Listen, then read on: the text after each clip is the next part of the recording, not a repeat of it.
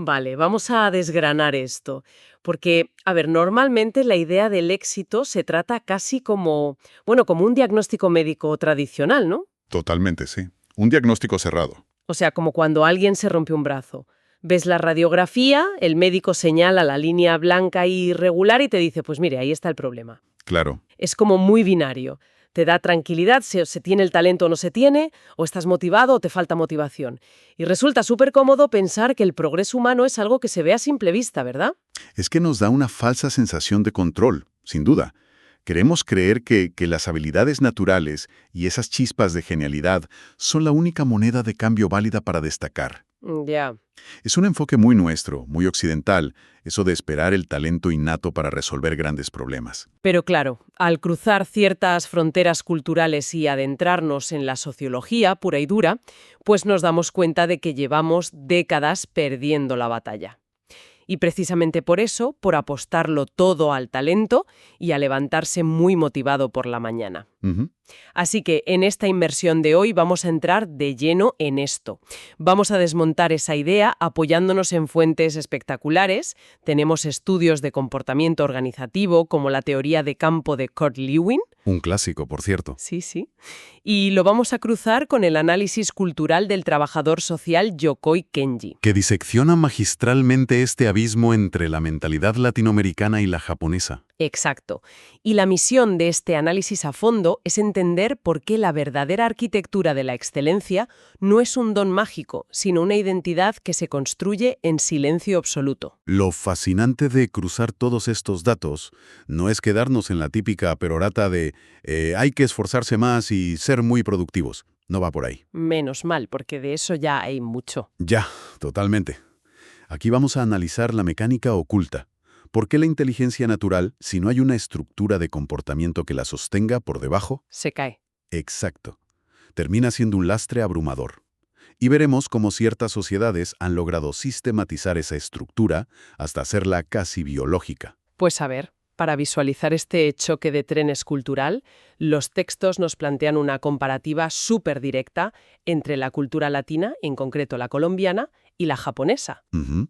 Los datos ahí son muy reveladores. Sí, porque describen al colombiano promedio, y por extensión podríamos decir que a muchos perfiles occidentales, como personas extremadamente inteligentes, o sea, con una agilidad mental asombrosa para resolver problemas improvisados en el momento crítico. Claro, el ingenio. Eso es, un ingenio desbordante, gente que no teme asumir riesgos financieros o vitales, se lanzan a la piscina. Pero, y aquí viene el gran pero del análisis sociológico, esa misma brillantez explosiva se diluye rapidísimo. Ya, como la gaseosa, ¿no? Tal cual, se pierden oportunidades vitales inmensas, proyectos enteros a largo plazo, y todo por una falta crónica de disciplina sostenida. Es un contraste fascinante cuando miramos la historia de Japón, fíjate. Es que geográficamente, a ver, Japón es un archipiélago diminuto si lo comparamos con las vastas extensiones de América Latina. Sí, sí. Y tiene una densidad de población altísima, unos 130 millones de habitantes.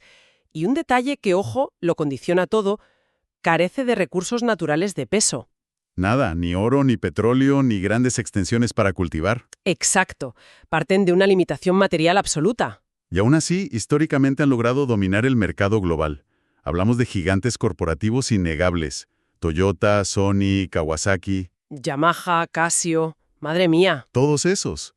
Y el patrón interesante que destacan las fuentes es que estas corporaciones rara vez inventaban el producto revolucionario original. Fíjate en eso. O sea, no crearon el primer transistor, ni el motor de combustión interna.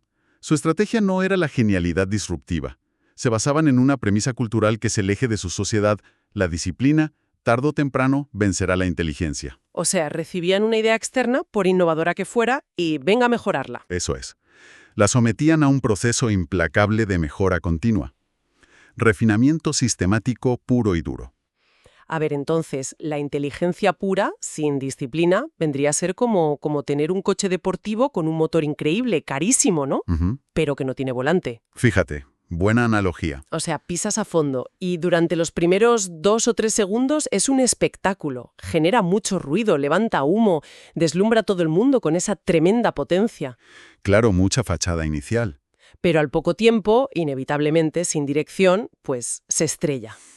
Y al final pierde la carrera frente a un coche normal, baratito, que simplemente tiene volante y mantiene un rumbo constante en la pista. Esa es una imagen excelente para entenderlo, de verdad. La disciplina, siguiendo con tu analogía del coche, es el volante. Ya, Y a ver, el volante no es la pieza de la que uno suele presumir. No es el motor ruidoso que pones en el currículum. desde luego que no. Pero es el único componente que permite que toda esa potencia tenga sentido y no acabe en desastre. En la sociedad japonesa que retratan estos estudios, no se premia la brillantez de la primera impresión para nada. Es más, diría que hay una desconfianza palpable hacia esas exhibiciones repentinas de talento, ¿verdad? Absolutamente. El respeto profundo, el verdadero estatus allí, se otorga a la constancia, a esa capacidad de mantener las manos en el volante, año tras año, forjando una identidad que sea fiable de verdad. Claro, pero esa fiabilidad requiere un método. O sea, yo estoy segura de que no basta con levantarse un día y decir, venga, voy a ser constante a partir de hoy. ¿Qué va? Imposible. Lo que me dejó fascinada de este análisis es que desmenuzan la disciplina como si fuera una reacción química en un laboratorio. Sí, plantean una fórmula inamovible. Exacto. Afirman que cuando la organización hace el amor con la limpieza, así lo dicen dentro de la matriz de la puntualidad, nace un bebé que se llama disciplina. Es una estructura de 3 pilares interdependientes, sí. Y el primero de ellos, la organización, se define en las fuentes con un concepto que tiene un componente psicológico fuertísimo: bautizar los lugares. Bautizar los lugares. Oye, tiene una connotación casi litúrgica, ¿eh? Totalmente. Significa que cada objeto, por trivial o pequeño que te parezca, tiene un lugar físico exacto y predeterminado que jamás varía. Ya. Un ciudadano promedio allí tiene un sitio inamovible para las llaves, una disposición exacta para los zapatos al cruzar la puerta. Las camisas ordenadas siempre igual. Eso es. Y al bautizar el espacio, lo que logras a nivel neuronal es eliminar la entropía diaria. Es que si pensamos en las implicaciones de esto, ataca de lleno a uno de los grandes males de hoy en día, la fatiga de decisión, Ujú. la carga cognitiva famosa. O sea, cuando alguien no tiene sus espacios bautizados, gasta una cantidad de energía absurda cada mañana, Energía vital, sí. pensando, a ver, ¿dónde dejé las llaves? ¿Qué zapatos me pongo hoy? ¿Dónde están los papeles del banco? Y ojo, que esto aplica igual al mundo digital. Ah, bueno, el escritorio del ordenador. Exacto. Tener el escritorio lleno de iconos sueltos, documentos por todos lados, eso te drena la capacidad de concentración antes de empezar a trabajar. Bautizar los lugares es automatizar decisiones para dejar ancho de banda a lo que importa. Esa es la clave, tal cual. Y una vez que tienes el espacio estructurado y bautizado, se activa el segundo pilar de la fórmula, la limpieza. Pero ojo, que el texto es súper estricto aquí. Sí, no hablan de barrer. Para nada. No se refieren a pasar la bayeta o fregar el suelo.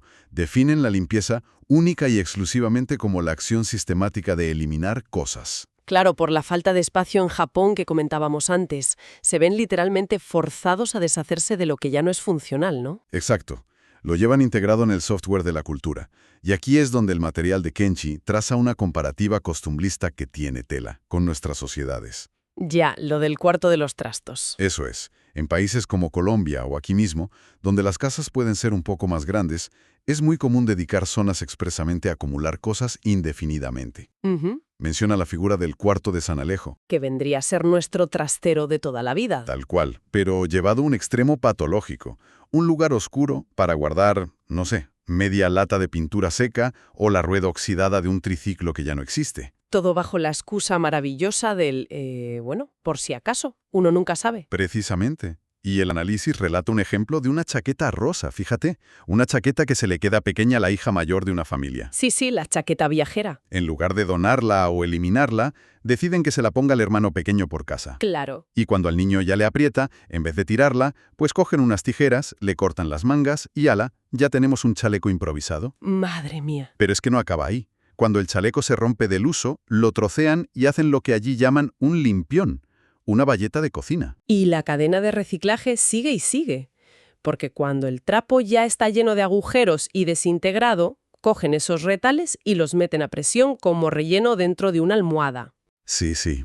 Y para rematar, años después, cuando la almohada ya no da para más, hacen tiras con todo eso y tejen un tapete para la puerta de entrada. Un tapete súper áspero. Y claro, toda esta espiral de acumular y retener se justifica con una frase lapidaria: no lo tiremos que somos pobres. Ya. Y ahí es donde la perspectiva sociológica da un golpe sobre la mesa. Señala tajantemente que esta actitud no es ingenio, ni ahorro. ¿Ah, no? Es un anclaje a un pensamiento de pobreza profundísimo. Aferrarse así a lo viejo por pánico a la escasez futura, según los expertos, bloquea psicológicamente la llegada de cosas nuevas. A ver, pues aquí yo voy a poner un poco de resistencia, si me permites. Adelante. Porque, a ver, es muy fácil diagnosticar esto como mentalidad de pobreza ahora mismo desde la comodidad del siglo XXI. Ya te entiendo. Vivimos en una sociedad hiperconsumista, la huella ecológica es un desastre, generamos basura tecnológica a niveles absurdos. Entonces, coger una prenda y estirarle la vida útil hasta convertirla en 5 objetos, oye, a mí me suena una conciencia de sostenibilidad brillante, ¿sabes? Claro. Un respeto total por la materia prima. No me parece pobreza mental. Y es una lectura muy válida. Si lo miramos desde el prisma de la sostenibilidad pura, es el comportamiento ideal. Pero ojo, el texto no está midiendo el impacto ecológico de la chaqueta rosa. Vale. Está midiendo la mecánica oculta del comportamiento humano, el motor de la motivación de esa familia. Ujú. El problema no es el acto de reciclar, el problema es el miedo subyacente que hay debajo. El por qué lo hacen. Exacto. Cuando el motor que te empuja a guardar trastos rotos no es un activismo por el planeta, sino el terror subconsciente de no ser capaz de generar recursos para comprar un trapa nuevo mañana. Ahí el cerebro entra en un modo de supervivencia permanente. Ya. Pero, o sea, sigo viendo un conflicto ahí, porque deshacerse constantemente de cosas que aún sirven solo en nombre de la limpieza mental y para supuestamente dejar entrar oportunidades nuevas, pues, a ver, se podría interpretar como la excusa capitalista perfecta, ¿no? Sí, tirar por tirar. Claro, tirar compulsivamente cosas que funcionan solo para sentir la gratificación de ir a comprar algo nuevo.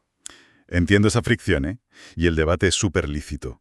Pero la psicología del espacio argumenta que rodearse sistemáticamente de elementos degradados, remendados, que ya no cumplen su función, eso condiciona la autoimagen de uno mismo. Ujú. Si tu entorno físico está saturado de cosas que comunican precariedad, tu mente normaliza esa precariedad. Es cuestión de ancho de banda. Ya lo entiendo mejor. Mantener el entorno purgado no significa vete de compras para llenarlo otra vez. Significa atreverse a sostener el vacío físico, porque ese vacío le dice a tu sistema nervioso que hay orden y control. Y ese espacio en blanco es donde nace la disciplina. Visto así, claro, el espacio físico modela tu interior. Y esto nos lleva al tercer vértice del triángulo, porque esta estructura del entorno se extiende al entorno temporal, Totalmente. que es la puntualidad donde en Occidente solemos patinar bastante. Es que de nada sirve tener un espacio inmaculado si luego no respetas las fronteras del tiempo. En Japón, la interpretación del tiempo es literal, no hay metáforas. Fíjate que hay una anécdota súper cómica en las fuentes sobre esta literalidad. La del portazo no. Esa misma. Cuentan que Yokoi Kenji iba en el coche con un compañero japonés.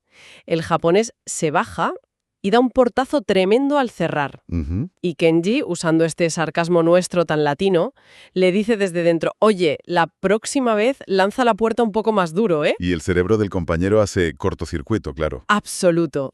Se acerca a la ventanilla, súper confundido, y le pregunta si de verdad tiene que aplicar más fuerza. O sea, ve que el portazo ha molestado, pero no entiende por qué le ordenan lanzarla más fuerte. La ironía se desintegra allí, tal cual. Sí, y esa literalidad inquebrantable aplica al reloj. O sea, si una cita es a las 3, es a las 3. Frases nuestras como en un segundo estoy ahí o voy tirando para allá. Eso no tiene sentido para ellas. Prometes algo diciendo ya lo tengo listo y ese ya son 2 días, la confianza se rompe. Es imposible construir disciplina si la línea de tiempo es de chicle. Y fíjate, esto nos empuja a la encrucijada psicológica de todo el tema. Si sabemos que los pilares son organización, limpieza y puntualidad, ¿por qué nos cuesta tanto sufrimiento mantener esto a flote en el día a día? Buf, la gran pregunta. Pues la respuesta del texto es que vivimos bajo la tiranía de la motivación. Creemos que sentirse motivado es el único requisito válido para empezar a hacer algo. Pero es que el fallo estructural de eso es que la motivación es una emoción, por definición. Y muy volátil. Exacto. Depende de cómo hayas dormido, de si te han dado un halago esa mañana o de si hace sol fuera. O sea, apostar tu carrera profesional a algo tan aleatorio como sentirte inspirado un martes por la mañana, Es un suicidio, sí. es el camino más rápido al fracaso. Es como si un agricultor se negara a plantar semillas hasta que, no sé, sienta una conexión emocional intensa con la tierra esa mañana. Qué buena imagen. Pues no, el agricultor disciplinado planta llueva o truene, motivado o no. Claro. Es que la claridad no precede a la acción. La claridad se revela a través del movimiento. Ujú. Es típico paralizarse esperando el plan perfecto o un impulso interno mágico. Pero ejecutar mecánicamente lo que toca hacer, sobre todo cuando tienes resistencia interna, eso es lo que esculpe tu identidad. La disciplina como músculo. Exacto.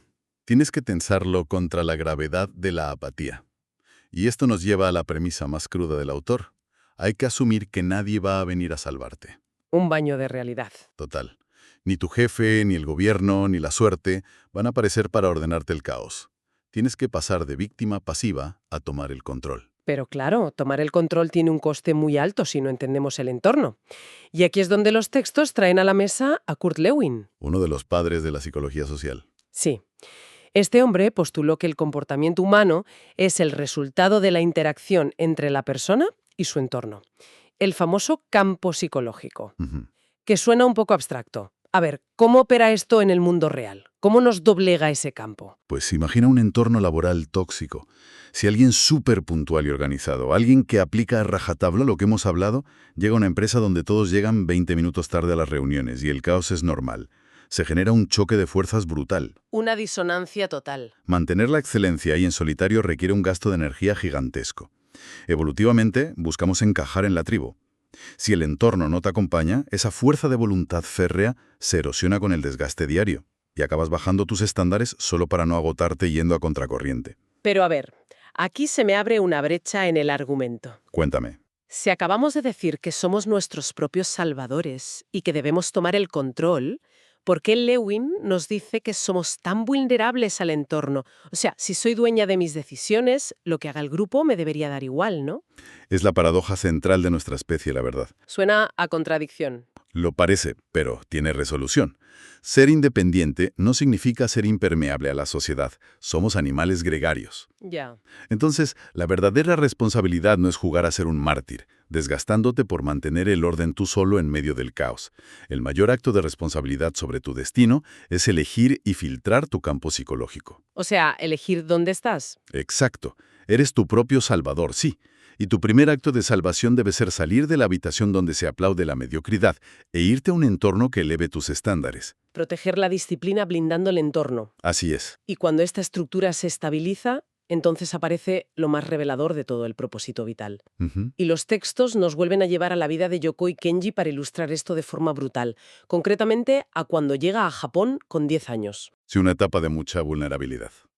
El choque cultural y del idioma es tan devastador que sufre acoso escolar severo. Y el colegio, que no sabía qué hacer con él, lo aparta y lo envía al Salón 8. Que era el aula de educación especial mayormente para niños con síndrome de Down. Imagínate la escena. Un niño aislado, sintiendo que el sistema le dice que es defectuoso, hundido en la tristeza absoluta, en el marco de la puerta. Un vacío enorme, sí. Pero la profesora de esa aula estaba desbordadísima y de forma instintiva hace algo que lo cambia todo. Le pide ayuda. Ujú.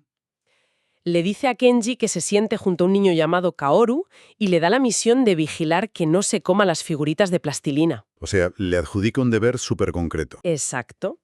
Y de pronto, la mente del niño se activa.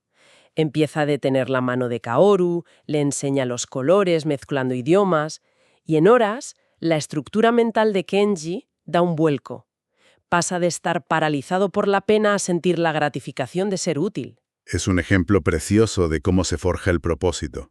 Es que el propósito casi nunca es una revelación mística mirando al horizonte, ¿sabes? Ya te digo. Se descubre en la fricción mecánica de serle útil a otra persona. Al disciplinarte para cuidar de otro, tu mente deja de mirarse el ombligo y encuentra un ancla en el mundo real. Y fíjate cómo esa utilidad como motor de vida enlaza con la historia final de los textos, la del profesor de inglés Saito Satoshi.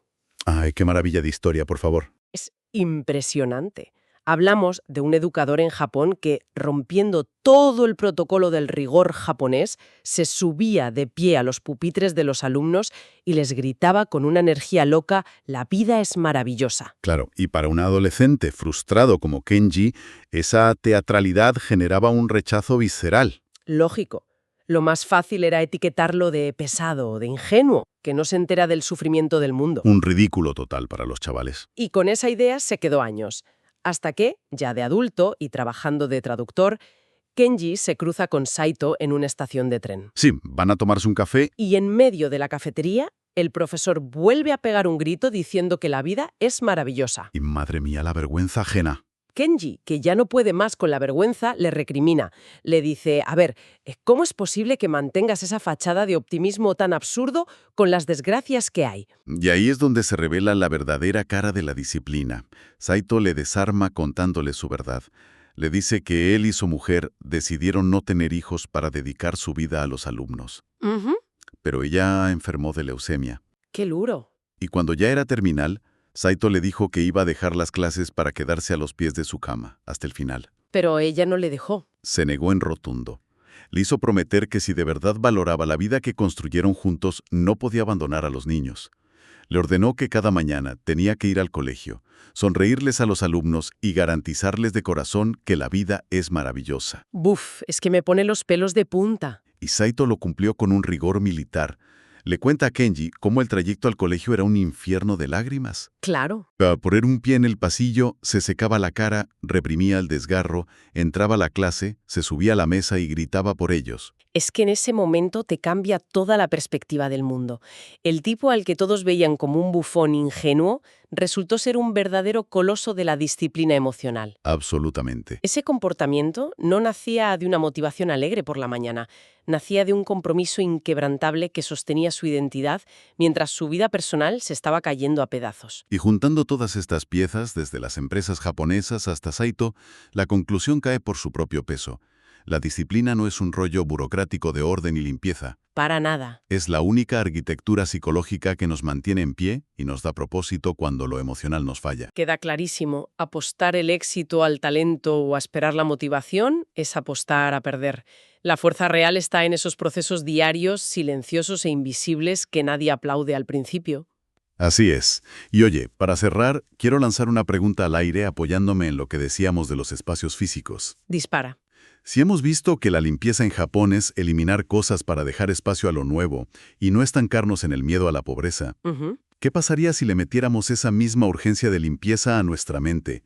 ¿Cuántas creencias caducadas, cuántos miedos heredados seguimos guardando en el trastero de nuestra cabeza solo por el vértigo que da el vacío? ¡Qué buena pregunta! Quizás el mayor acto de disciplina sea atreverse a vaciar ese ruido para que la excelencia por fin tenga un sitio donde quedarse. Ha sido un análisis brillante. Nos despedimos dejando esta idea votando. Hasta la próxima.